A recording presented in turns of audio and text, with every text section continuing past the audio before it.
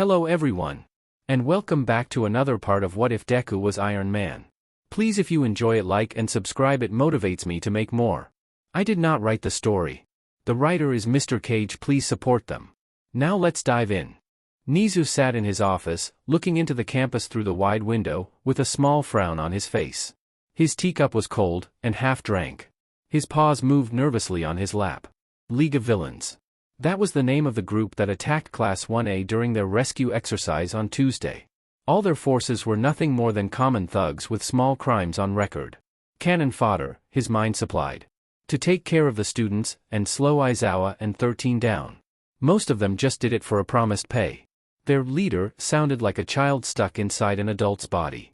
Whining, screaming, laughing, destroying. From what he gathered, he had some impressive skills and was rather perceptive. His quirk was very destructive, most likely, it was the one to turn the UA barrier into dust. But the most disturbing thing about him was that it all seemed to be a game to him. Then there was the Nomu. The beast gave Nizu chills. They were still waiting for lab work to be done, but they had some assumptions about it. None were good. To sum it up, an organization with access to a sizable amount of resources, led by a man-child, that can produce monstrosities with various quirks, and on top of it a villain with a warping quirk. Nizu's frown deepened. Right now, the league was small, disorganized, and had an unstable leader. For now. If somehow they changed those conditions, they could become a severe threat to their society. And if his guess about a leader behind the scenes was correct, Nizu didn't like the implications. On the plus side were a few things. 1A came out relatively unharmed, at least physically. He should get Hound Dog to visit those kids, and check on their mental health. Kurogiri's energy signature was registered, thanks to young Yaoyorozu taking down a villain with a jamming quirk. The device that young Midoriya and Hatsum had built was now fully functioning. So next time he tries to open a portal within the school vicinity, we'd know. A ping from his computer pulled him out of his musings. It was a mail about the genius boy, most likely sent by Alan. He opened it, and couldn't help himself, but feel excited at the prospect. He grabbed a special pre-prepared bundle of forms from his drawer and begun checking them once more. He felt like he'd need them today. Momo looked around. Her sit at the back of the room gave her a perfect spot to observe her classmates. They were all tense but kept themselves together quite well. She should help them but didn't know exactly how to. Maybe talking would do the trick, or some kind of out-of-school group activity. They're busy with their studies, and the sports festival slowly closing in would make their schedules even more packed. Still, it was possible to squeeze a class meeting somewhere. She wanted to help them, just like Midoriya and Mei helped her. Remembering yesterday put a smile on her face. Like promised, she showed up in their new lab, ready to work on creating a perfect workplace for the baby-making duo. At first, they cleaned up all of the surfaces, furniture, and workbenches. It was her first time cleaning, and heavy cleaning at that. She had maids for it, who always tidied her room when she was away.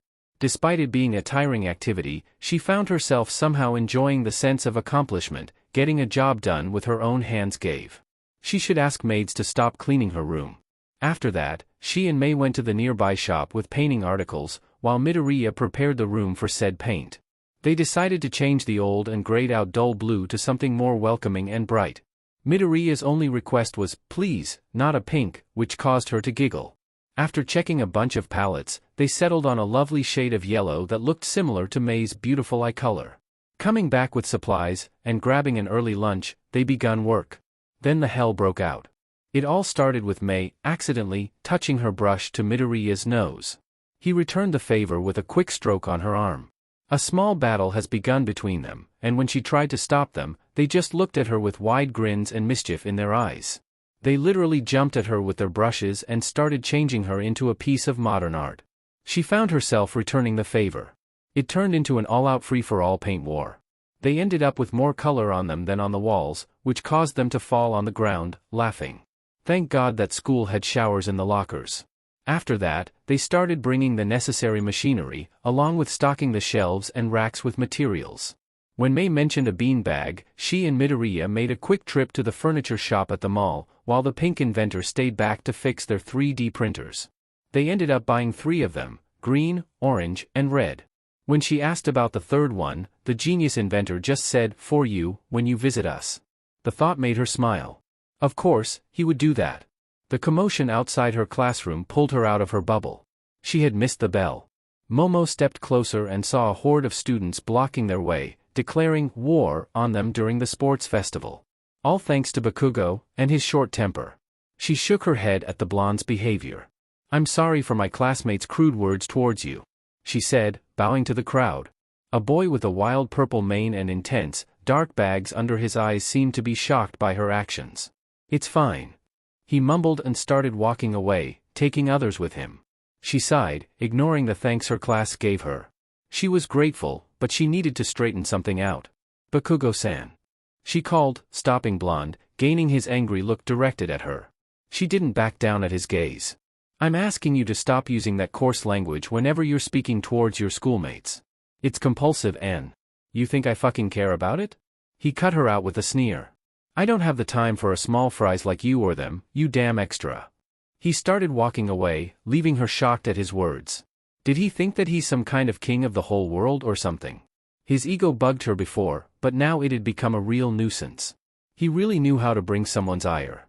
Before she could say anything more, a familiar mop of green hair and freckled face with a smile showed up in the door. "Deku," Bakugo hissed, taking a position ready to attack, explosions popping on his palms. "The fuck do you think you're doing here? It's not a place for shitty nerds like you." Midoriya took a step back, changing his posture to a more closed one. He was looking at Bakugo's form with slightly narrowed eyes. "Deka? How could someone call the other human being with that kind of moniker? Especially Midoriya, who in her mind was anything but useless." This caused even more anger to boil inside her. Enough was enough. Just coming to visit someone. You know, support the business. Her friend answered in a cold, indifferent tone that absolutely didn't suit a person like him. Bakugo eyed him for a second, before huffing and walking out of the class, hitting Midoriya with his shoulder. She watched his eyes following after the blonde. A moment later, he released his breath and mumbled something under his nose. He turned to her with his usual small, soft smile. "Hey, Yamamoto." She blinked at him and forced her mind to stop all questions swarming in her head. She'd ask him later about it, somewhere more private than the classroom. Putting a little smile on her lips, she replied to her friend. "Hello, Midoriya. What do I owe the pleasure of having you here? Tell me, Yamamoto, are you free right now?" His eyes shone with excitement. Momo ignored gossipers' gasps and comments about a supposed date. "Yes. Great. Would you like to come with me to the support department testing site? I'm going to activate the arc reactor today." He grinned widely. So that was the reason. She wouldn't lie, she was pretty interested in that device. Not just because it seemed like something important to Midoriya, but because she was curious as well. "Wow, you're gonna turn on that reactor thingy?"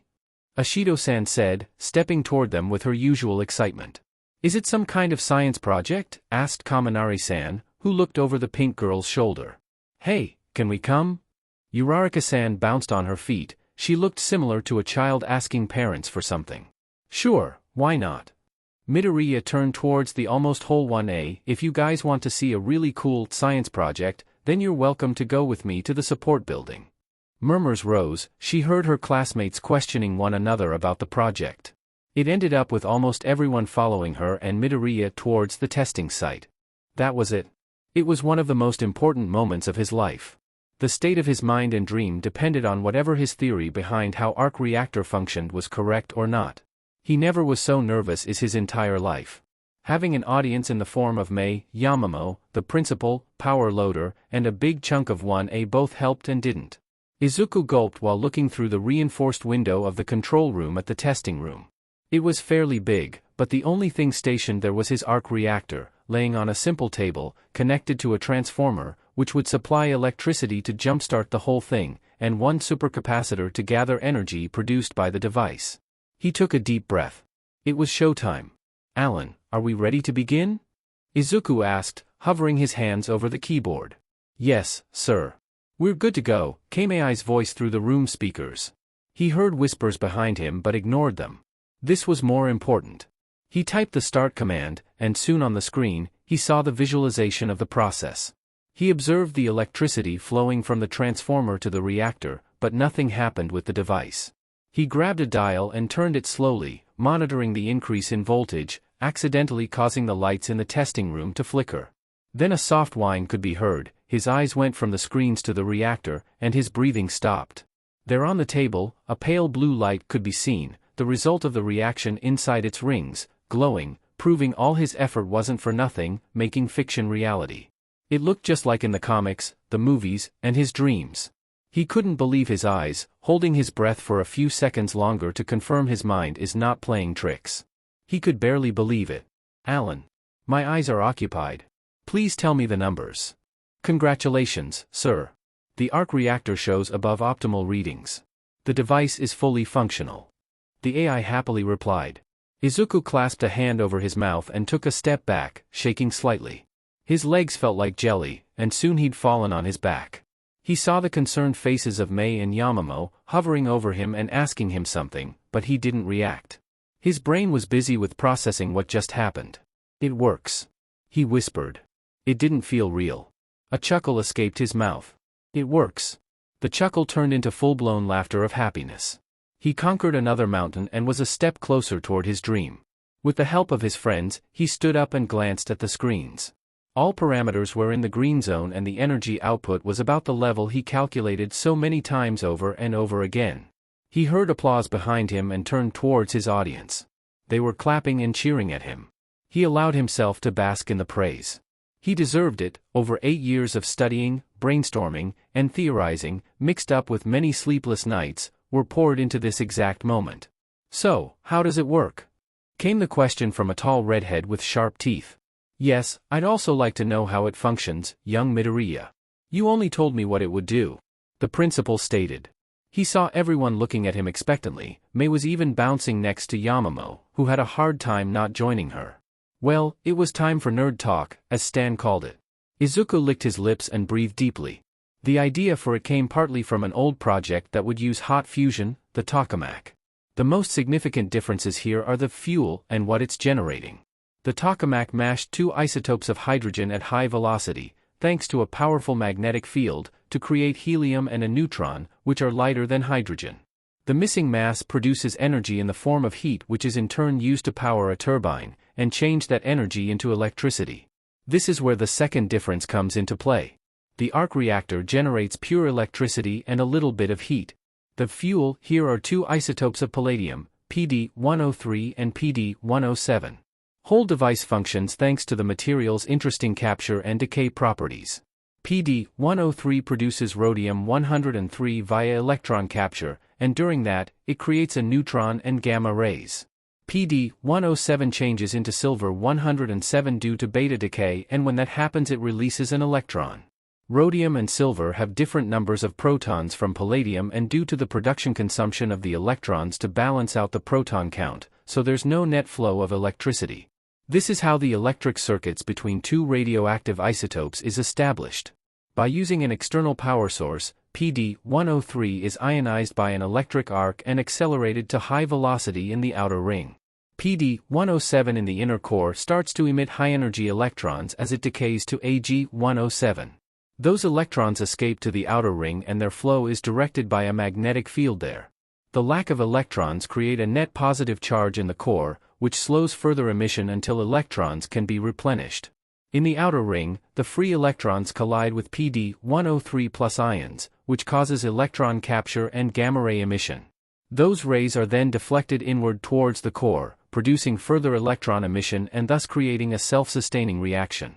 The electron flow from the inner core to the outer one creates an electric potential difference. Giving it the power output, it creates the current, which relieves the electrostatic charge accumulations that initially slowed the reactions.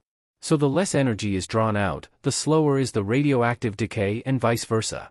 When palladium converts to Rh-103 and Ag-107, the reaction runs out of power. The glow that the device is emitting is due to Cherenkov radiation. It occurs when an energetic particle enters a medium, such as air, at near light speed into it. To put it in simple terms, it's just a very fancy cold fusion reactor. Izuku gazed at his audience and saw their stunned expressions. 1A had their jaws on the floor, and someone whispered, "Simple my ass." Most of them looked like they had learned more about physics in the last 5 minutes than in their entire lives. He thought that he saw steam rising up from a few heads. He heard the principal's manic laughter and witnessed him ripping apart a piece of paper and throwing it in the air. It looked like his IQ test. Power Loader just stood there like a stone figure, mumbling under his nose. Yamamo's eyes shone with admiration, she looked really impressed. And Mei? She terrified him. Honestly gave him chills, and this caused his fight or flight response to trigger. Her was face all red and sweaty with pure ecstasy, dreamy, half-lidded eyes looking right into his soul, her whole body was squirming. She was panting like a wild animal, ready to pounce on its prey. Did she? No, Izuku didn't want to know. Nizu, after collecting himself, stepped forward and presented him with a stack of papers and a pen. Just like we agreed, young Midoriya. He took them and started looking through documents. When he confirmed that everything was like it should be, not that he believed the principal would lie to him, he signed it and gave back. Principal, if I may? Yamamo asked, gaining a nod. What was that? Nizu chuckled at the innocent question. Let's just say that from today, the school and young Midoriya are kind of business partners. Partners? Hagakure-san asked. Yup. Izuku answered happily. I'm granting permission to use my design to build a big arc reactor that'll provide power to the whole school. The excess energy will be sold to the city's grid, and a part of the profit will come to me. How much are we speaking of? Questioned a boy with glasses. A lot. Izuku simply stated. I need that money to continue my work. Well, our work, I suppose, right, Mei? He looked at his partner and was immediately caught in the bear hug by her. Midoriya. Yamamo started, getting his attention. You've said that it produces electricity and heat, right? Then it means that the reactor produces clean energy? What's the output? Her voice was laced with disbelief. He couldn't really blame her. This caused him to smirk. Yamamo was as always sharp. Yes, it is clean. The radiation it produces is mostly used by the device to run itself, and the rest is negligible. As for the output, at max, it can produce the 300 megajoules per second. I'm guessing it's a lot, right? The blonde with the black lighting asked. Izuku chuckled. It's nearly 2 times more than the least powerful nuclear plant in the USA.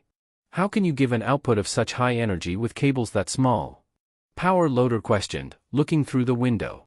He was right, normally cables of that size wouldn't be able to carry that amount of electricity, they'd vaporize instantly. I've used special industrial power lines. They can hold up to 3 times what the reactor is giving out. They're relatively cheap. And all thanks to the wonderful quirks. Well, it's a good thing that it didn't explode like you've said it could. Jiro-san stated bluntly, making all males from 1A and Power Loader look at him with shock. It could blow up? A guy with purple balls on his head screamed fearfully. Yeah, Midoriya said that it was a possibility. At best, it'd cause a blackout. At worst, Uraraka-san started with a weird kind of cheerfulness in her voice. It'd kill us all. Jiro-san ended with a deadpan tone. Absolute, eerie silence flowed through the room until, I blame you for that. You're corrupting him. Power Loader shouted, pointing his finger at the oblivious Mei. She was too caught up in the thought of having funds for producing their adorable babies. After a round of congratulations and questions from 1A about their support assistance, which made him and Mei ecstatic, they, along with Yamamo, the principal and Power Loader, left the room. Yamamo was a bit sad at that. She wanted to stay and hung out, but something important came out. He just waved her concern. He was happy that she was here to witness the start of his hero path. Mei kept looking through the window at that fantastic baby. She should feel jealous because it wasn't her marvelous baby. Instead, she felt happy for her partner, that he accomplished something so great. Besides, she knew that she wouldn't be able to come up with this. That kind of baby wasn't in her spectrum of expertise. She was more into babies that used energy. Suddenly an idea struck her. Hey, Izuku? She started, turning towards the boy with her lips stretched into her usual Cheshire cat grin. We should celebrate it.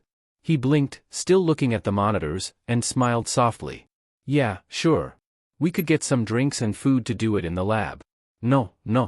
I mean, go out tomorrow and do something fun. She clarified.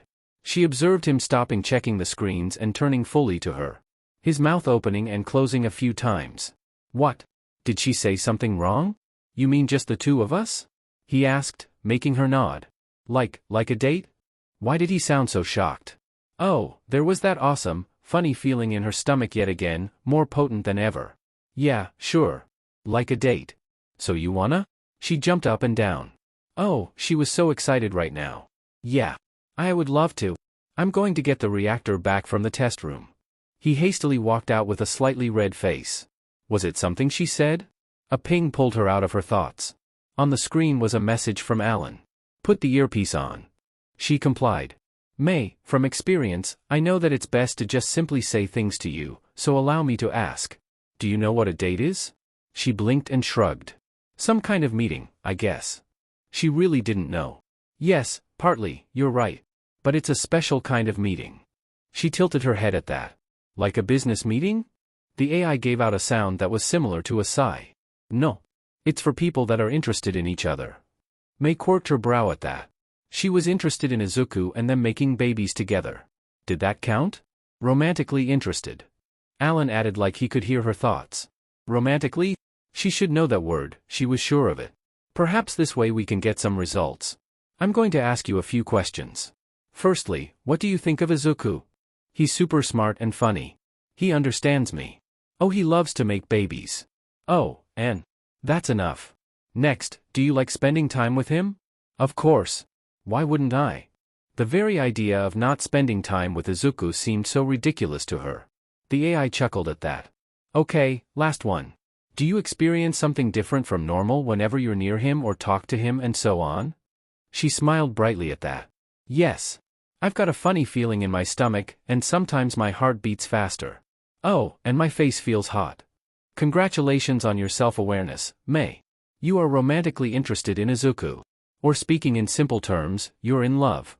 May boast. Literally, her body and brain function stopped for a second or two. After her mind rebooted itself, she suddenly understood. Her parents talked about it to her. Her older brother did the same. Some of her aunts and cousins too. Love. She, May Hatsum, the wonderful inventor, was in love. Not with her beautiful babies, but in another human being. She was in love with Izuku. In love? Her cheeks heated up, and the feeling grew stronger. Her heart started beating so fast that she thought it's going to explode. In her current state, she commented on it in the most intelligent way she could. Oh, indeed. Came the response from the sassy AI. There you have it, guys. Arc reactor is up and running. So for a little bit of explanation. I'm a science guy and like to think of how the stuff works. So thanks to my glorious insomnia, I've spent some time reading through the articles about palladium and cold fusion and ended up with something akin to what I presented to you. I found a discussion on Quora's side. I'm not sure if I can link it or no, so if someone knows, please tell me, that further refined my theory.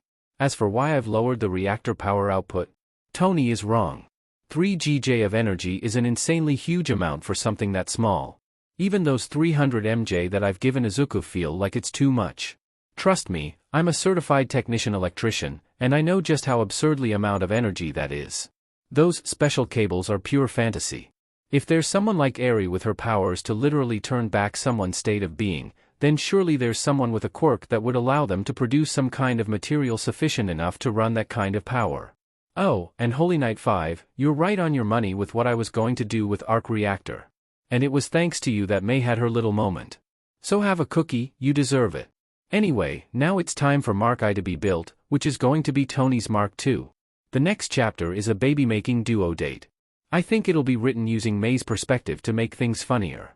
I hope you all are enjoying the story so far. This had to be a dream. He wouldn't believe it otherwise. He was still sleeping in his comfy bed, and this was just a beautiful dream that his mind made up for him. He was going on a date. That thought alone almost made him laugh. He didn't doubt himself that he'd be able to find a girl that'd look past his quirklessness, but for it to be so soon. He just started high school. Trying to calm down, he reminded himself that it was May. Not that May wasn't an absolutely cute and adorable girl, with a vast knowledge of engineering, and an interesting, but a bit crazy personality. She was. And Izuku's found himself drifting towards her time and time again while being in the same room. She even managed to make his blushing problem return. But it was May. Most likely, she didn't know what a date meant and just told him yes, because she wanted to hang out with him. That was the case, he was sure of it. He neared U.A's entrance, at the time they agreed to meet. Besides, he wanted to show her his next project. He really wanted to show it to her. He had no doubt about her agreeing to help him, but he wanted to ask. He didn't want to impose himself on her. Then he saw her, and his mouth dropped. While the school uniform looked good on her and her shop clothes showcased her lean, muscled arms, the outfit she was sporting now really showcased her good looks. Nothing fancy, just a pink pair of sneakers, blue jeans, a white tank top, and a pink-yellow checkered shirt. A similar set of clothes to his. He got closer while shooting her a smile. He hoped that they'd be able to have a fun time together. He didn't have a plan, and knowing May, she didn't either, but they could form something together. She had absolutely no idea what she was doing. And wasn't that exciting? It was similar and yet so different from when a thought struck her, and she just went into a baby-making spree. She didn't know in what direction she was moving, but that was all part of the fun. She was going on a date with Izuku, whom she was in love. Oh, hello there, funny, happy feeling in the stomach. Gosh, she was nervous and excited. She had read some dating advice on sites that Alan provided her. It had said something about arriving on time, but she couldn't help herself and came 20 minutes earlier. If she stayed home any longer, she would literally explode. She knew that Izuku was very punctual and would arrive a bit before the setup time. So she just needed to wait for him patiently and try not to do something. There he is. Wow, those clothes looked really good on him, and they matched. The only difference being he had a t-shirt and his checkered shirt was green and black. He sent her a smile, and she grinned back in her typical May fashion. She really wanted to start this date. Hi, Izuku, she said cheerfully. Hey, May. I hope you didn't have to wait long. She shook her head. It was only like 10 minutes. That wasn't long, right? No matter, time to party or whatever. So where to first? She hoped he had some kind of plan. It was Izuku, he always had a plan. And the dating site said she should ask. I wanted to show you something on the Holotable first. Then? I don't know. Arcade, he said, scratching his cheek. She nodded energetically. If her memory served her right, her brother took her from time to time to the arcade. It was fun. She vaguely wondered about the games they would play. While they walked towards their lab, they saw workers and cementos working on a building. Oh, they're preparing to build a bigger version of Izuku's latest baby. She felt a wave of heat hit her at that. She was still deeply impressed by the device. They stepped into their workshop, and once again, May had to stop and just take in sight. The room felt so much like a second home now that she wished she could just live here. Preferably with Izuku. They would be able to produce so many babies. She looked at him. He was talking with Alan, asking him for something. Then he turned towards her and waved to come closer.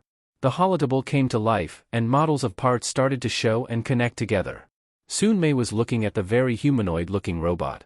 Scratch that, it was human in almost every aspect. Knowing how to operate the table, she started manipulating the hologram to get more detail about the new baby, that she would very much enjoy building. The image changed once again, and May had to raise an eyebrow. Izuku? Why is your robot empty inside? Was it that he didn't know what to put inside? Or better yet, he wanted her to end the project? Her partner chuckled and tapped the table to make the image whole again and enlarge it. It's not a robot, May. It's a suit. She tilted her head at that. Why would he build a suit instead of a badass robot? Robots were ultra cool in her mind, and she always wanted to make one. And having Izuku with his super brain and programming skills as her partner, it was more possible than ever. Why would you want to do that? There was something in his eyes, and his face became more somber. He kept looking at the hologram. It can make my dream come true. I know it will, he smiled softly, softer than he ever did, and gazed at her. I know that you have your builds, your dreamed-up babies to make, but I'll be delighted if you'd help me do this one. May felt her heart skip a beat. She didn't have a photographic memory, but she was sure that she'd remember this moment forever. It was sweet of him to think of her ideas for cute babies, but it looks like he'd forgotten about one crucial thing. She placed her hands on her hips and pushed her chest forward. You know that we're partners in baby making. Of course, I, the wonderful inventor May Hatsum, would help you in creating a new, adorable baby. She saw him smile brightly at her and tear up a bit. Thanks, May. Now, we should get going with our date, right? Oh, right, the date. She almost had forgotten about that. They quickly made their way out of the school grounds and took the bus towards the nearest arcade they'd found on the internet. During the ride, May remembered one of the advice from the dating sites, which was to talk to her date. So she engaged in conversation with him. About? Baby making, of course. There wasn't anything better for both of them to talk about. Barely stepping into the arcade, they were assaulted by loud music and bright colors. She was sure that the arcade she went as a kid wasn't nearly half as big as this one. Did that mean this place would be 2 times more fun? She couldn't wait to find out. Quickly buying tokens, they make their way towards the racing games. She remembered that it was the same franchise that her brother made her play with him. Placing a few tokens, they chose their cars and started racing. It was somehow natural to her. Like her body just knew how to do what. Maybe she should get a license and build her own vehicle? Oh, that sounded great. Suddenly a green car overtook her orange one.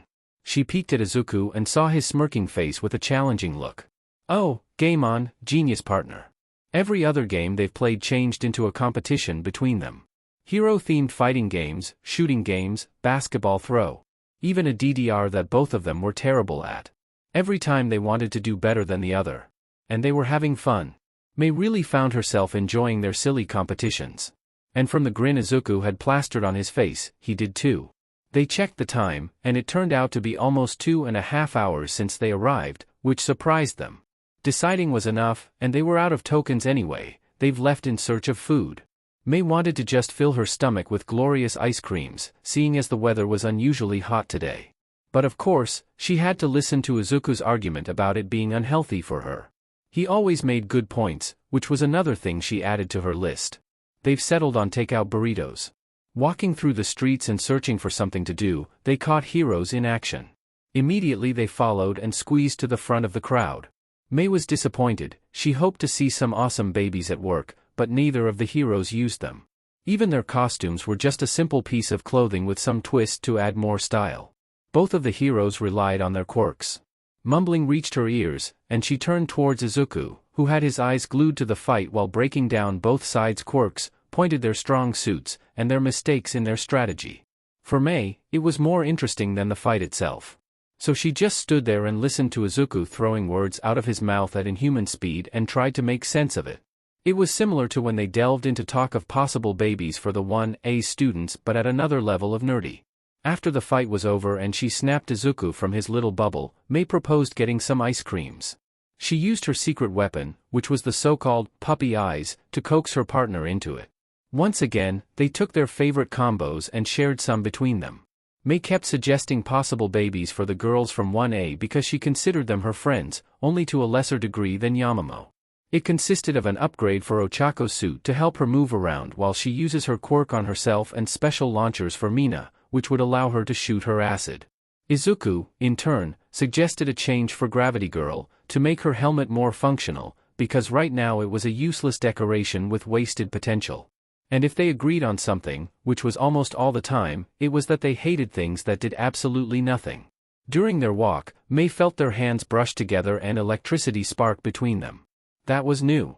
She had grabbed Izuku's hand many times by now, but this was something she had never experienced before. Intrigued, she took hold of his palm and once again marveled at its warmth and roughness. With every tiny move and touch of their skins, sparks danced across her hand. It was intoxicating, and she wanted more. Mei? What are you doing? Izuku asked, raising an eyebrow. Holding your hand, she happily replied. I can see that, but why? Just felt like doing it. Which was true. That and dating advice suggested it. Izuku tightened his grip, which caused her to grin. Oh, and the funny feeling in her stomach literally skyrocketed. That was a good thing. They walked into a local park and sat at a bench to rest a little. The sun was slowly hiding behind the city blocks. Mei was really satisfied with their date. She had followed every advice she had read in the night down to the letter. She kept the conversation going, made sure that Izuku was having a good time, and paid attention to him. Oh wait, she missed something. Thank you, brain. Hey, Izuku, she said, looking into his green, alluring eyes. You've said earlier something when you've shown me that new baby of ours. About your dream. There it was again, that weird look in his eyes like he was here, but wasn't. His smile dropped a bit, and he took his hand from hers to play with his fingers on his lap. Mei knew he was thinking, so she let him take his time. Damn, she already missed his hand. When I was little, I wanted to become a hero. But being quirkless made it just a dream for me. My dream was unreachable at the time. He said in a somber voice. Mei hugged him, making his lips quirk up a bit. But then I've met a man who had shown me something that renewed my hope to become a hero. It's because of him, I'm who I'm today. He made me study all different things, saying that knowledge is the greatest power in our world. Greater than any quirk can ever be. So instead of delving into my self-pity, I've read, theorized, and brainstormed to become an inventor. Because that was the only thing that would allow me to materialize my dream. I want to help people, not only as a hero with my suit and its equipment. I want to build things for the masses to use every day. To make their lives easier. Mei listened to his monologue and found herself moved by it. She assumed that her partner had a heart of gold, but that now this confirmed it. Mei was sure that Izuku was going to succeed, and she wanted to be there, next to him. The funny feeling in her stomach grew even stronger, and her heart beat harder. Did it mean that she was falling for her nerdy friend even more? She really hoped so. What about you? Why do you want to become an inventor? He asked, looking at her softly. Now, that wasn't something that Mei told everyone. It was kind of her secret that only her closest family knew. Not that she had any other human being to tell it to. But now she had Izuku. And he understood her maybe even more than her parents and brother. She closed her eyes and smiled gently. Bittersweet memories filling her mind. My grandpa was a hero. Not a very well known, but a hero nonetheless. Despite nearing his 70s, he was still on active duty, doing simple patrols, giving people directions, helping to get cats off trees, that kind of stuff. And he was a super grandpa, he spoiled me rotten. Her smile fell, and her tone turned to a more somber one. But one day there was a shop robbery. Grandpa tried to stop it. The guy had a gun and shot him. Grandpa had a folding shield in his costume that could stop the bullet. But it didn't work. She felt Izuku embrace her. She was thankful for that. So then I thought that if I can make babies for heroes, that would work perfectly. I can keep them safe and make their jobs slightly easier. It helps that my dad runs a repair shop. He taught me a lot of stuff. Izuku shifted, and her head rested on his shoulder. She nuzzled it as close as she could and breathed his mint scent shampoo. Her partner's hand petted her hair. She loved the way it felt. It felt the same way when her grandpa did it. He sounded like a really awesome grandpa. Izuku whispered. She nodded. Maybe he and Stan have met up there. He chuckled at that. Stan? Mei asked, turning her head a little to see his face. He's the man I was telling you about. He became someone akin to a grandpa for me. That's nice, she simply admitted and closed her eyes again. They stayed like that for a while before raising and slowly walking towards the train station. They'd stayed silent, hands joined together in a tight lock. Mei marked the date as a success in her book, but really didn't want it to end yet. At least not like this. So when the train stopped at the platform, she gulped down the sudden nervousness, quickly kissed Izuku on the cheek, and grinned widely. See you Monday, Izuku, she told him, jumping into her train, enjoying his shocked expression. Momo conversed with girls before their Wednesday hero lesson started. They were discussing the surprise All Might had prepared for them yesterday when they returned to the USJ for their missed rescue training. She and many of her classmates were slightly angry at the symbol of peace for it, but they understood why he did it. If they couldn't face their potential fears, that would no doubt end up hurting their heroic carrier. Besides, she got to shoot a cannonball at the #1 hero, which in her mind left them fair and square. They also talked about the upgrades the baby-making duo did to Uraraka's and Ishido's uniforms. Uraraka got major things. A special set of springs were installed onto the heels of her boots that allowed her to jump higher, and small tanks with pressurized air to allow her some kind of movement in the air. Her helmet stopped being just a decoration and became a great utility tool. Heat vision, night vision, built-in communicator, and a special display panel that keeps track of her velocity and predicts her point of landing. The last one was something that Midoriya told her. He was going to use it in his other project, but kept his lips shut, no matter how much she tried to ask him. That only made her more curious. For Ishido, it really was a rather simple thing. They made her special a canister that sat on her lower back gathering acid she produced from there, and a set of special wrist launchers that were linked to said container. The gadget was straightforward, but it gave the pink girl an incredible boost in range. She asked the baby-making duo, during her Monday visit, if they had any more plans for her classmates. They happily showed her the designs on the holotable but asked her to keep it quiet, to which she agreed. But during that visit, she saw something odd. Midoriya and Mei seemed to be close. Closer than they usually were. Momo attributed it to them sharing the lab. It was a perfectly logical explanation. Yet the strange pang in her gut still reached her. I'm telling you, we've met the guy who programmed Alan. Yeah, he really is the first year. He's slightly smaller than Kaminari and has green hair. The voices of her classmates reached her. The topic of Midoriya and his arc reactor were almost constant now. She always heard bits of conversations before their classes begin. It really warmed her heart. Suddenly a big explosion came from the corner, and everyone's heads snapped in that direction. They saw Bakugo and part of a destroyed wall. Red flags began to rise in Momo's head. "Oi, weird hair." Bakugo hissed and gazed at Kirishima-san with an animalistic scowl. "Did you just said that the fucker, who built that shitty AI, has green hair?" Kirishima-san rubbed his head, oblivious to the situation. "Yeah, green hair and eyes. He had freckles too. His name is Midoriya." Bakugo laughed. But it wasn't a pleasant laugh. It was malicious and gave Momo chills. So this was why Midoriya asked her and other girls not to tell anyone about his invention. She wasn't surprised why he was so white back then. Momo heard Bakugo rant under his breath, using curses like commas. Her mind went into overdrive. She knew his violent tendencies. He was glad to present them, time and time again during their first week. Taking into account his volatile personality? That was a recipe for a catastrophe. Momo chose to avert the crisis. "Bakugo, I hope you're not planning in doing anything to Midoriya," she said in a stern tone. Blonde snapped his angry gaze at her, but she didn't give. It was about her friend's safety. "And what if I do, you shitty extra?" He barked at her, explosions popping on his palms.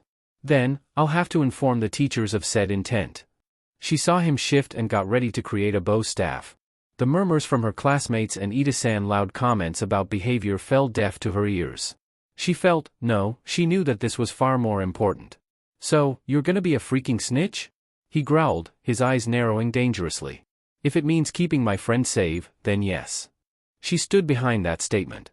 All Might's arrival stopped any further development, but Momo saw Bakugo sending her a dirty look. It was far from over, which was surprisingly fine with her.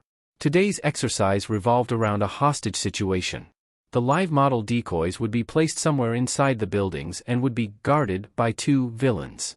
The hero's job was to rescue them without injuring the robots and apprehend the two evildoers. If possible, the civilians' well-being was far more important than catching criminals in real life. Momo was placed in a team with Tsu, which she was very pleased with. The level-headed frog girl would do for a great scout and could potentially rescue L.M.D.S, while she took the villains' attention. Their enemies were Sato-san and Tokoyami-san. Momo knew that both of them could be pretty troublesome opponents, mainly the raven-headed student with dark shadow. When their turn came, the girls stood before a 3-story department store.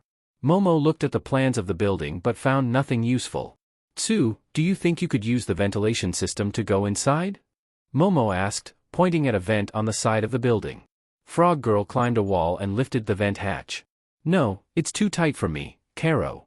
Momo frowned a bit, her mind sorting through available options. "I'll go around the building and peek through the windows. If I find anything, I'll tell you." Momo nodded at that. She entered the store and begun checking inside the rooms that didn't have windows for her teammate to look through. They were all filled with almost the same type of things, mainly clothing articles and some old toys. She kept close to the walls, to avoid possible detection from being in open center, that held a miniature fountain.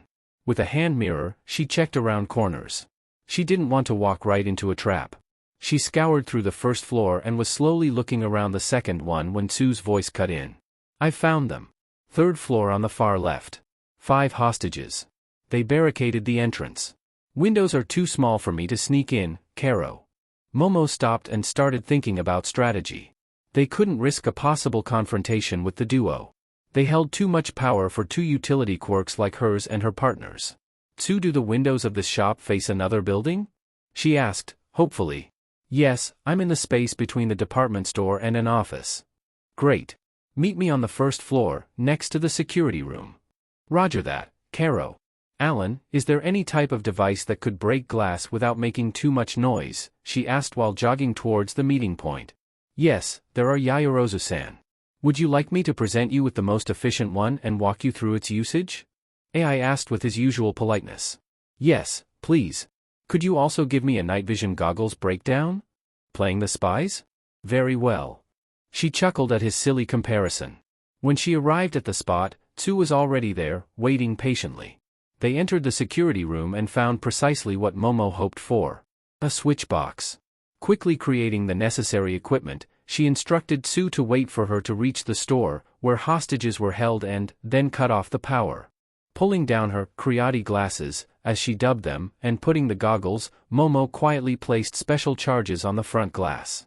She thanked the boys for blockading the entrance with desks and shelves and gathering most of the racks with clothes next to the shop front windows. They obscured their own line of sight. The plan was simple: turn off the lights to blind their opponents and enter through the destroyed glass. After 2 weeks, she caught the fact that Tokoyami-san wasn't willing to use dark shadow in places that didn't hold much brightness. While the shadowed corridor was okay with him, the closed room with almost no lights in it was absolutely out of question. And Sato-san wouldn't do much without his eyesight. "Ready to go, Tsu," she quickly informed her partner. Suddenly all lights were off, and Momo switched her goggles on. With a click on the detonator, she heard a quiet squeak and the sound of glass pieces hitting the floor. She quickly entered and silently moved through the mass of clothes. There she saw the 2 villains standing in front of the L.M.D.S in the corner of the shop. They were tense, looking around and swiping their hands to try and touch something. She created a stun gun and aimed for Sato-san, judging him as the bigger threat. She fired and witnessed him fall, trash on the floor. Before she could produce another device for Tokoyami-san, he turned to the wall and called for his quirk. Dark shadow shot forward, destroying a massive chunk of the wall. Sudden brightness blinded Momo. She threw her goggles away. In front of her floated a dangerously looking dark shadow, most likely the biggest she ever saw it be. "Got you, little mouse." The creature growled menacingly at her. He swiped his massive claws, making her dodge, barely missing her. The sentient quirk followed her, driving her further and further away from its controller and hostages. "You did well, coming so far, hero. But now it's time for you to meet your end," Tokoyami-san said gravely. Momo's back hit a wall. Dark shadow was blocking all her escape options. She started thinking hastily. If the creature was contained by light, then all she needed to do was to produce a light source. But seeing its size, she doubted that simple flashlight would suffice. Quickly remembering how a halogen lamp built, she created it from her stomach, and soon, a small accumulator followed. Dark shadow shrieked and got smaller. Seeing her chance, Momo got closer, basking the creature in light. The beast made a desperate charge at her, swiping its claws. She rolled to the side and threw the halogen at the quirk. She rapidly stood up and turned towards Tokoyami-san.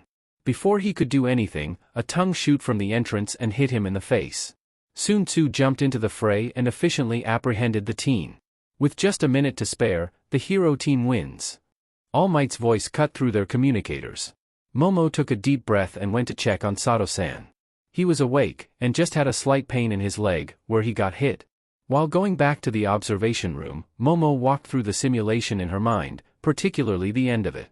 She was glad that her team won, but wasn't pleased with her encounter with Dark Shadow. She deducted correctly about bright light being its weakness. Still, being under assault, she couldn't produce anything that would give her an advantage. And when she finally could, it took her the few seconds that the creature granted her due to being sure of its victory. Another weakness of her quirk, besides the needed knowledge, was the time necessary to create. The bigger and more complicated the thing she wanted to make, the more time-consuming it was. And atop it, all was the restriction about producing one thing at the time. Any more was just like trying to look at the left and right at the same moment. After a fast debriefing of how their simulation went and pointing out their mistakes, the next batch went to their starting site. Momo stood at the back of the room and frowned at the screen. Bakugo, who was in the hero team, didn't even try to communicate with his partner, Shoji-san. All Might barely said, "Start," and the blonde was already bursting through the doors, running around the building, loudly searching for the villains, Shiro-san and Mineta. When he finally found them, he assaulted them ruthlessly. Even their provisional trap didn't stop him, he just dodged it with a strong blast. From her perspective, he didn't really care about the LMDS. If it wasn't for Shoji-san's quick thinking, the robots would be caught in the crossfire. The whole simulation ended in just under 5 minutes. When they returned, Bakugo held a smug expression on his face, for completing the exercise in the least amount of time. Shiro-san and Mineta were glad that it was over, and Shoji-san seemed to be a bit annoyed. She found herself understanding the masked teen. All Might tried to tell Bakugo that he should rely on his partner, but the blonde just huffed, not interested in the symbol of peace lecture about teamwork. Momo thought that he could use a bit of humbling. That kind of attitude wasn't really suited for a hero, strong quirk, or not. After completing their lesson and changing back to the uniforms, Momo made her way towards the support department building to visit her friends. She was hoping that talking with them would ease her mind about Bakugo's attitude. It seemed that the longer the school went, the more unbearable the blonde was becoming. She entered the lab and saw Mei holding a soldering iron, working on some kind of metal boot that had lots of wires, coils, and some sort of levers. Whenever she touched a part on the side, the machinery moved several times. On the holotable was an image of the device with marked points. "Hey, Mei," Momo said, walking closer towards the pink girl. Inventor spun around and grinning brightly at her. She felt her lips stretch into a smile. Mei's never-ending happiness was truly contagious. "Where's Midoriya? He went out to buy us drinks. We're planning on staying longer to finish today's workload," she stated, going back to her work. Momo hummed and stood next to her friend, watching her work and trying to figure out what this new baby was supposed to do. She still felt a bit uncomfortable calling it that way. Maybe it's the latest version of her hover boots? But she didn't saw any places for fans, and it seemed too heavy for it to move around normally. "Mei?" Her answer was hum.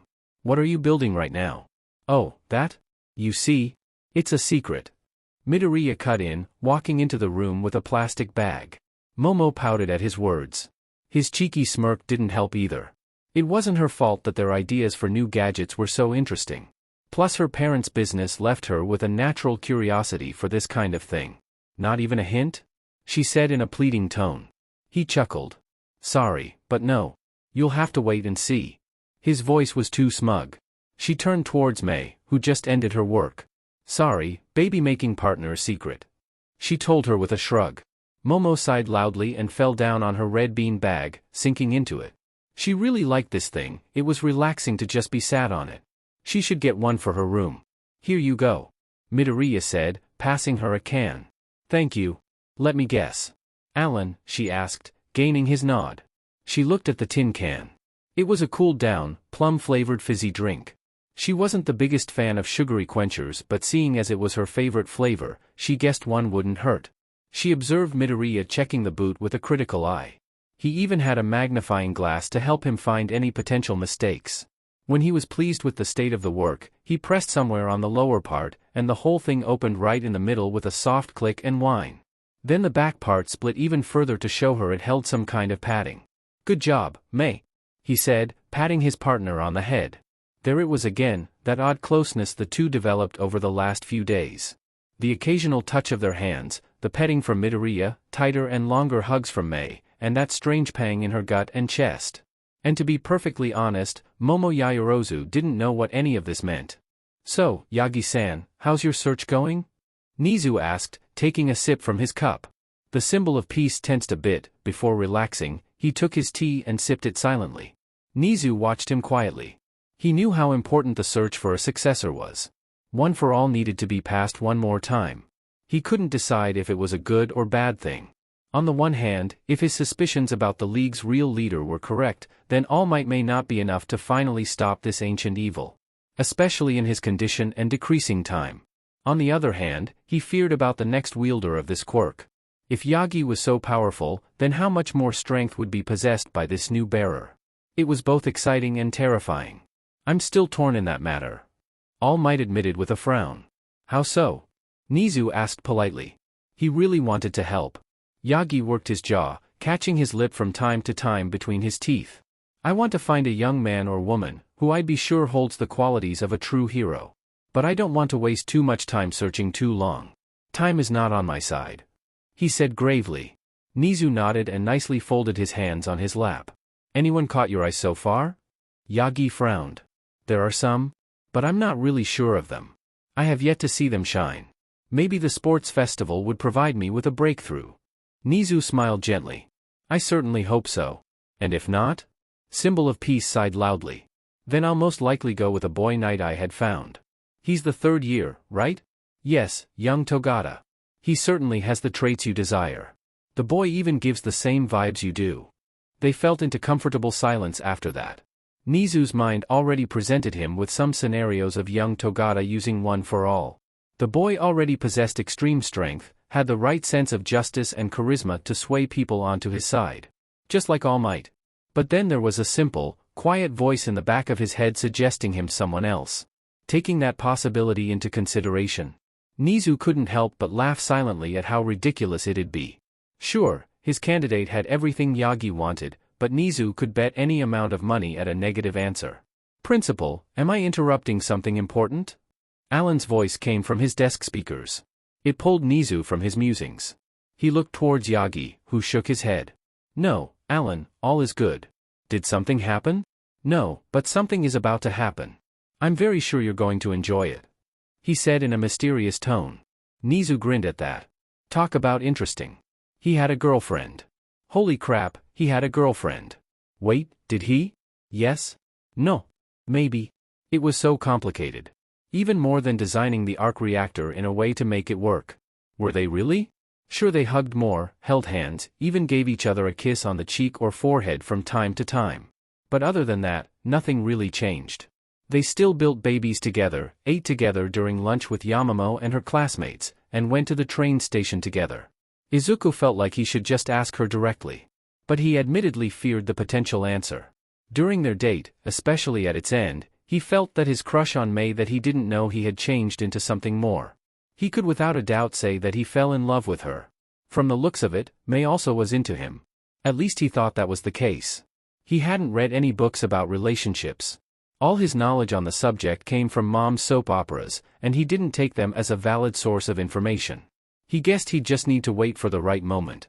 Besides, he had more important things to work through. Are you sure it's safe? Yamamo's concerned voice brought him back to reality.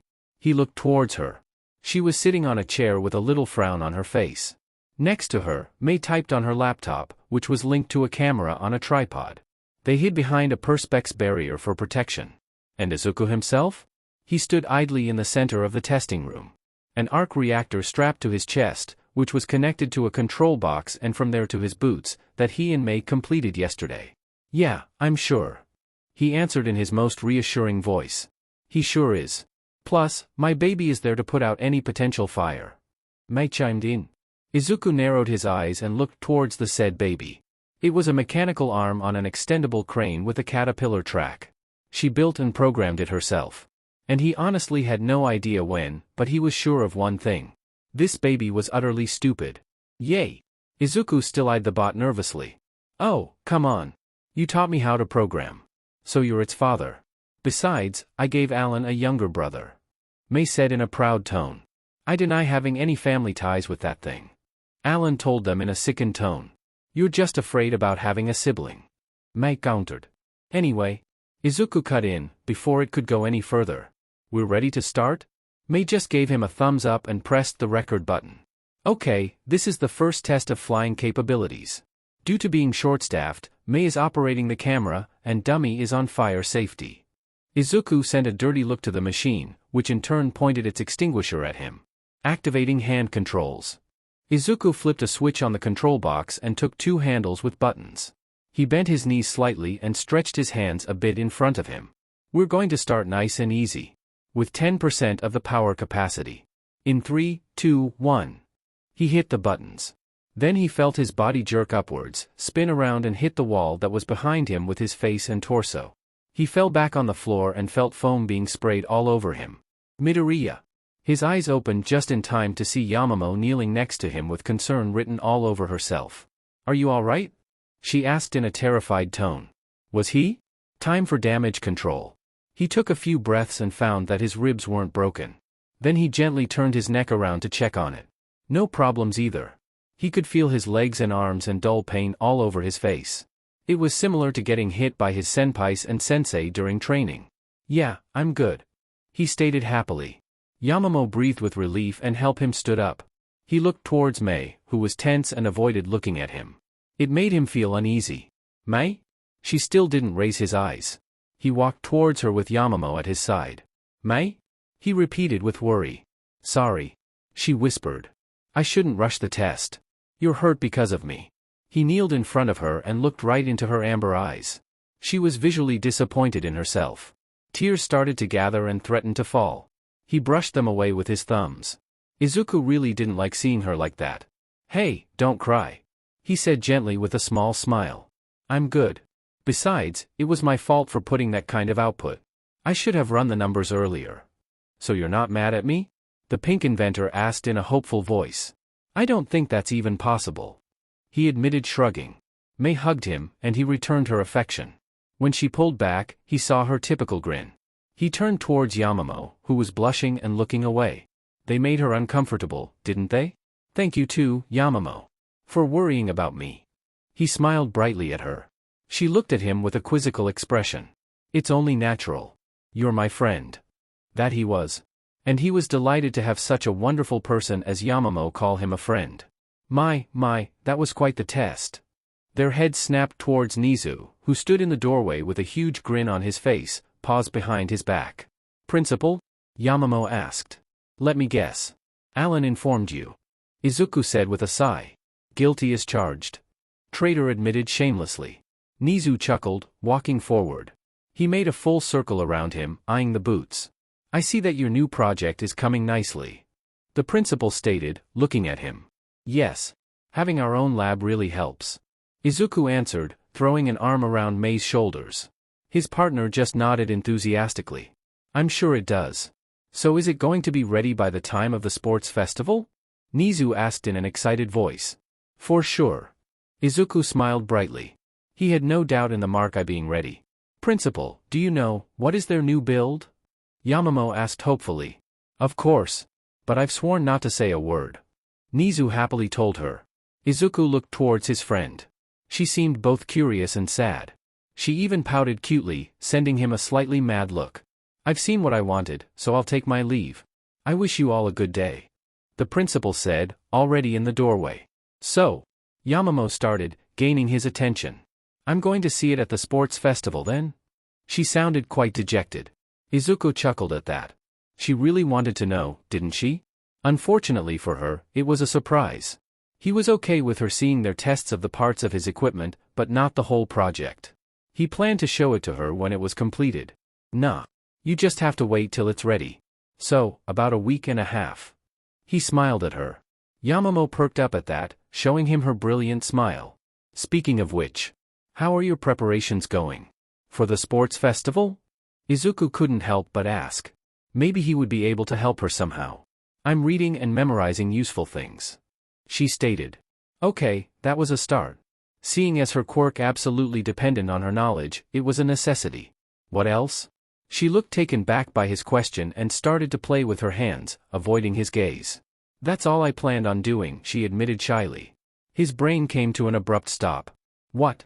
Izuku blinked, staring dumbly at her. That was all?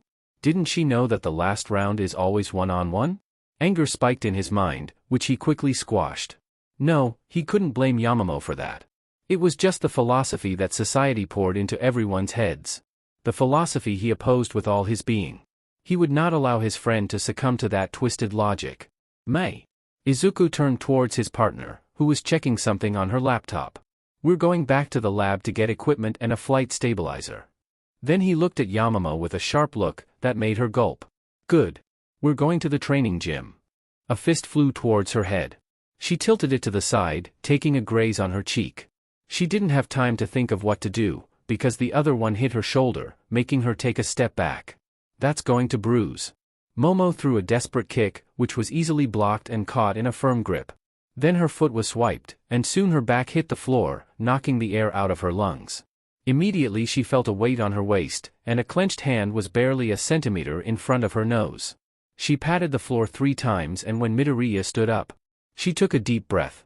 How many times did she get beaten like that during the last half an hour? She lost account after the 12th.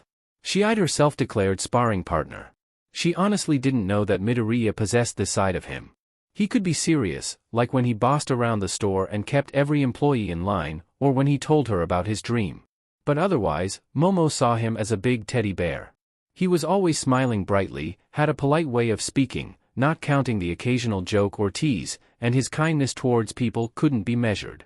How did he turn from that mellow, friendly boy, to a brutal and ruthless punching and kicking machine? He fought better than the better half of her classmates. And he hit hard. How could he be so strong? Honestly, Momo had no idea.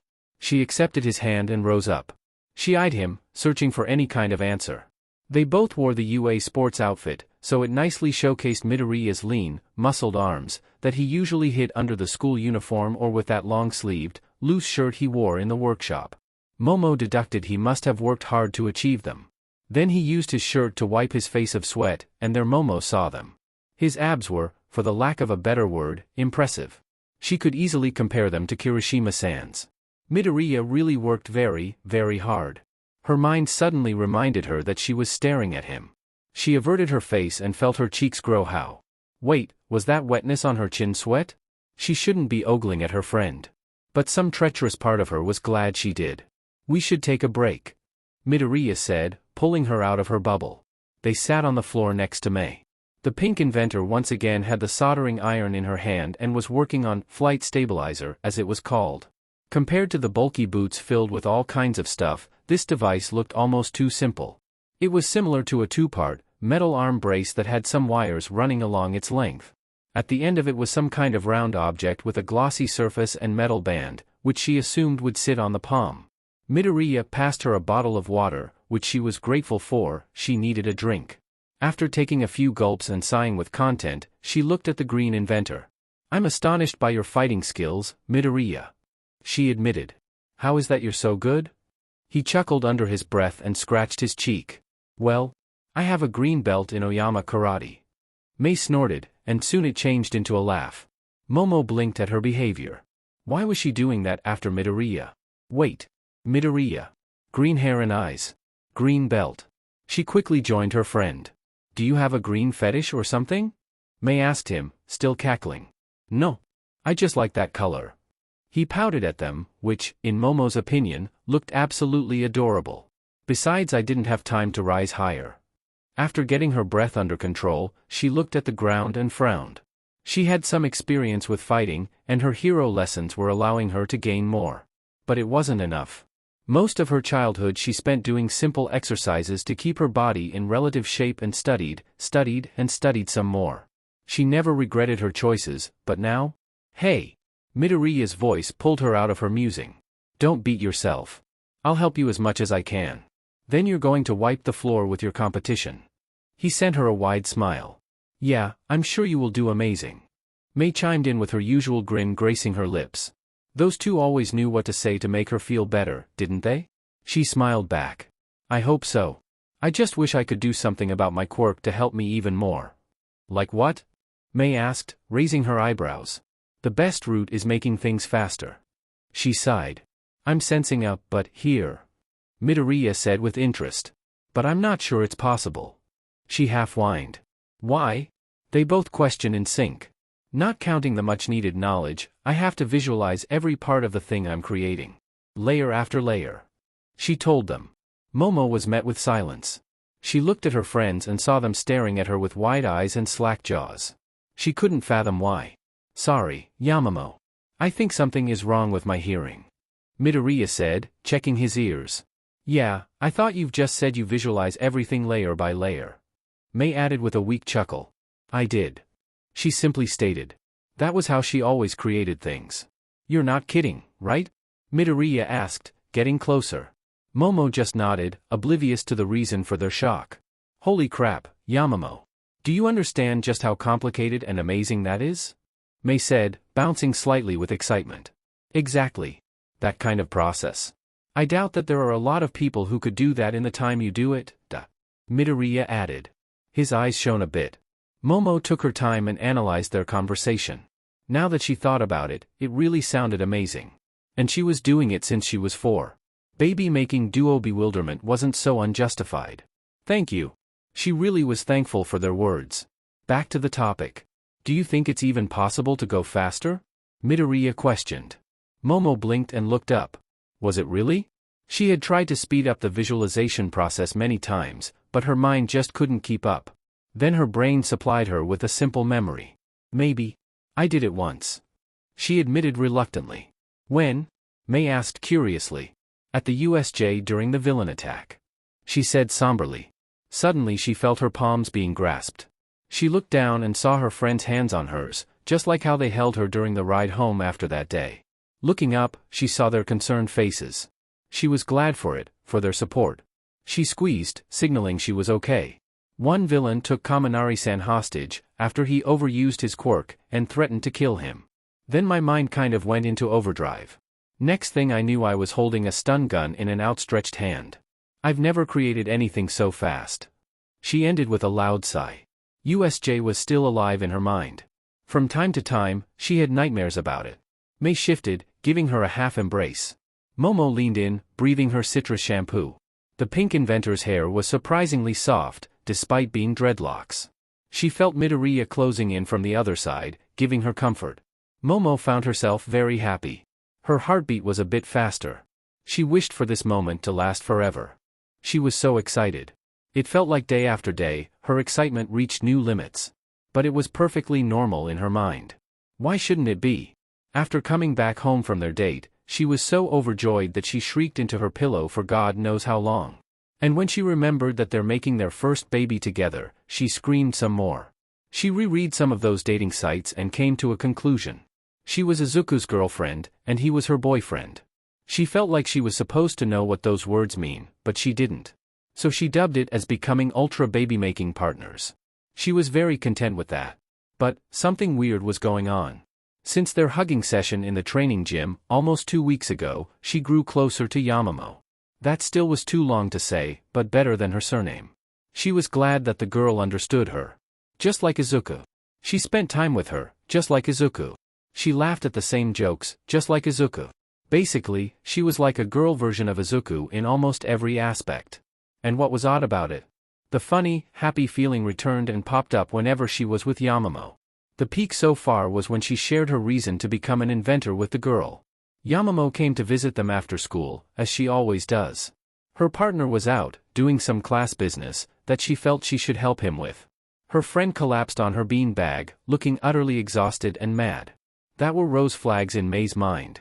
She sat next to the girl and grasped her very soft hand. Then Yamamo told her about a troublesome blonde prick that was giving her headaches. Apparently, it was the same guy that Izuku didn't like. Mei swore that she would never make a baby for him. She tried to cheer up Yamamo, talking about how she's going to make something explode and scare that jerk. Somehow it worked out, making both of them giggle. Her friend relaxed, leaned into her side, and started petting her head in that all-too-familiar way. Then Mei told her about Grandpa. She didn't know why it just happened. But she was happy it did. Not that it cleared any confusion about her feelings. Mei didn't really know what to do now, so she did the best thing she could. She left it for later. Who knows, maybe it would resolve itself automatically, without her input. That would be for the best. For now, she had more pressing matters to attend to. The mrkage was almost completed. Oh, she so wanted to see this baby rock. She wouldn't pilot it, they took measurements to match Izuku, and she was shorter than him.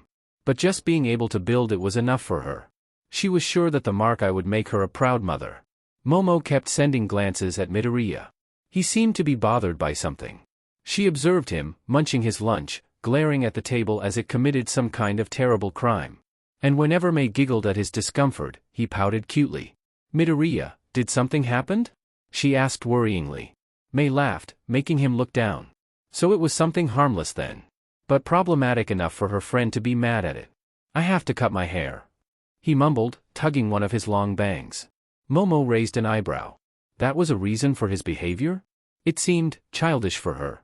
Which was absolutely not something that she would use to describe Green Inventor. I don't see the problem, she said, trying to push the matter forward. Have you ever touched his hair? Mei asked with a dreamy voice. Momo shook her head. Try it. Trust me, you'll love it. She looked at Midoriya, who just tilted a bit towards her. She took one bang and, oh, God. They were so soft and fluffy. Almost like silk. She started playing with them, combing her fingers through that vast, green jungle, trying to straighten his curls. It was so relaxing. Honestly, she could do it all day long. She remarkably enjoyed it. And judging from Midoriya's smile, he did too. You see now? Mei said with a grin on her lips. Yes, I understand. But still, a little haircut wouldn't hurt. Momo replied politely. Midoriya sighed and scowled a bit. I need to get them short. Like really short. Oh. That changed everything.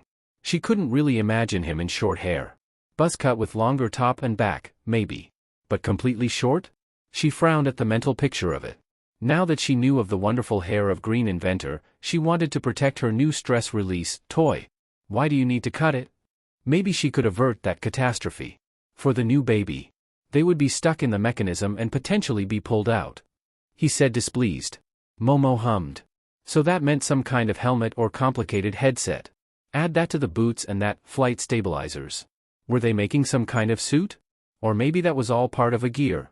Something to think about later. What about something similar to a swimming cap? That way, you could keep your hair and use that device. She really wanted him to keep the current haircut. Midoriya looked at her astonished, which morphed into gratitude and then turned into disbelief. He smacked his forehead. Why didn't I come up with that? He whined. May burst into laughter, and Momo couldn't help but giggle as well. Looks like even a genius had to use a little help from time to time. Midoriya turned towards her with a smile as bright as the sun. She thought of creating a pair of sunglasses. How could someone's smile shine so bright? Thank you so much, Yamamoto. She felt her cheeks heat up and smiled gently. Yet again, her stomach had that weird knot in it, and her heart began beating faster. She frowned mentally. That was the case for about 2 weeks now. Whenever she was near either of the baby-making duo, she felt like the happiest, luckiest person in the world. And when she was with both, she couldn't decide if it was better or worse. She really needed to search for the answer to that weird feeling. Izuku sat in the representative's lounge and glared at the 2 stacks of the papers. Really? Did his classmates had some twisted sense of humor? Over half of it, the one on his right wasn't his responsibility. Most of them needed to be handed to Power Loader. Was it that hard to remember that? He wasn't their secretary for crying out loud. Still, he was glad with what he had. He had helped Yamamoto more than once with her tremendous amount of paperwork. It made him glad he wasn't in hero course. Sir, the principal requested your presence in his office. Alan said, pulling him out of his musing. Do you know what for? Izuku asked, gathering his papers. Unfortunately, you still didn't add that mind-reading option to my repertoire. The snarky AI replied. He just shook his head with amusement and started walking towards Nizu's office. His mind wandered, filled out with different thoughts. The mrkage was coming along nicely. Maybe tomorrow would be the whole set test and diagnostics.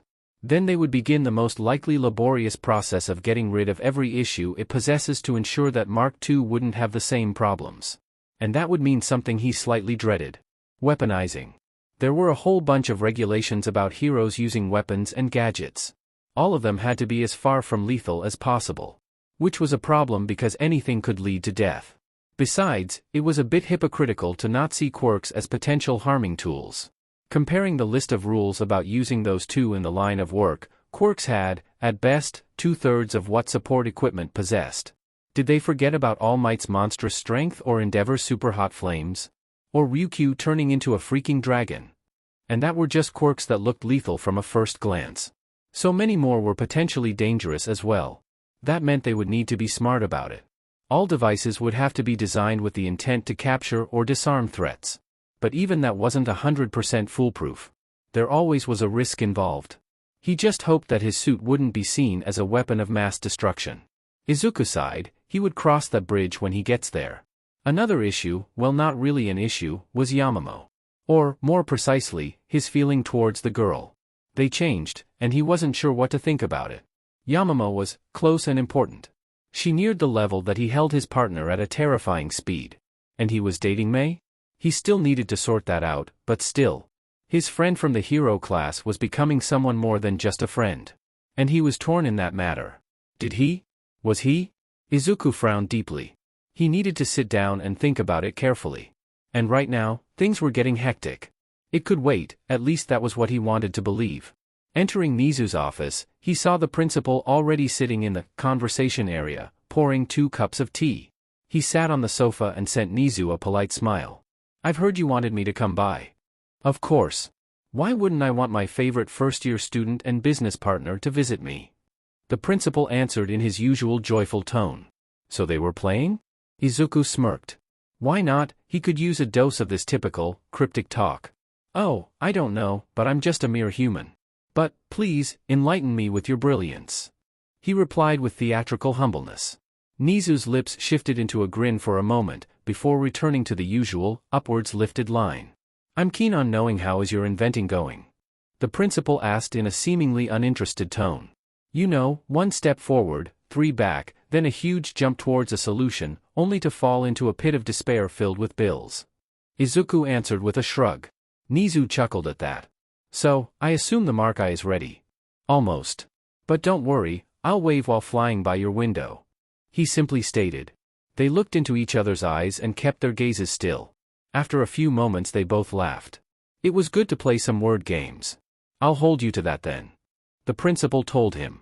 They sat in silence and drank their teas. Izuku glanced from time to time at Nizu. He looked relaxed, but occasional twitches of his ears said otherwise. That and he was looking into the empty cup for over a minute now, which was creepy. Something wasn't right. That thought made a pit in his stomach. So, what's going on? He asked, folding his arm on his chest. Principal frowned deeply. He set back his teacup and pulled a folder from behind his pillow. I shouldn't really do this. I'm basically breaking the law right now, but I'm doing it in good faith, that it's going to help both society and you, young Midoriya. Nizu said gravely, making Izuku lean forward. You're still dead set on becoming a hero? That sounded more like a statement, but he nodded anyway. Good. As you are aware, while I don't have a hero license, I do possess a detective one. Now, consider this as your first step onto your heroic career. The principal passed him a folder. Izuku saw that it held the police logo on its front. He opened it and began looking through it. The more he read, the more his scowl deepened. If this was his first step, he dreaded what a second one would look like. Do you wish to help me with it, young Midoriya? Nizu asked in a serious tone. Izuku took a deep breath and massaged his eyes. He licked his suddenly dry lips, looking upon Principal. Where do we start? And that's it for today. I hope you enjoyed. If you did, please like, subscribe and support the original writer Mr. Cage. See you in the next part.